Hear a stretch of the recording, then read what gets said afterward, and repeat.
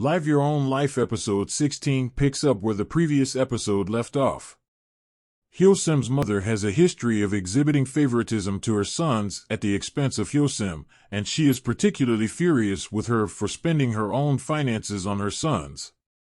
Following this, Hyosim breaks down. Miriam happens to spot her crying and she attempts to console her, but it doesn't work. At this point, Hyosim is helpless and takes out a loan from the loan shark. Following this, Hyosim hits a bar and starts to drink heavily. She then drunk dials Taeho and passes out.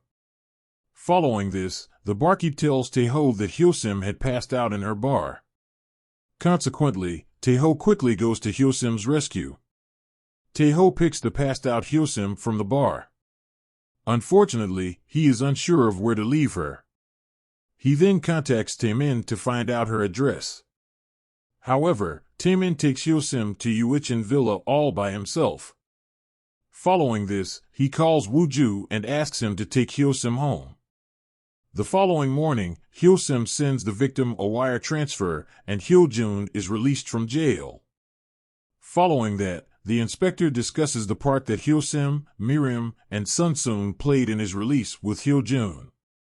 On the other hand, Taeho takes Hyosim to practice her walk.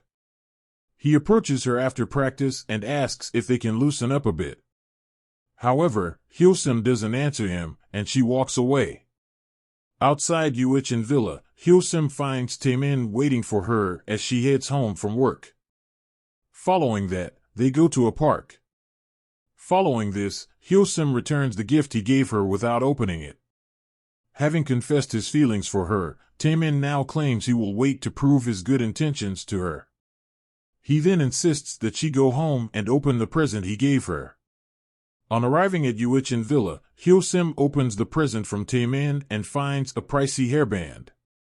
For Hyosim, this brings up fond memories of their first meeting and hence a sense of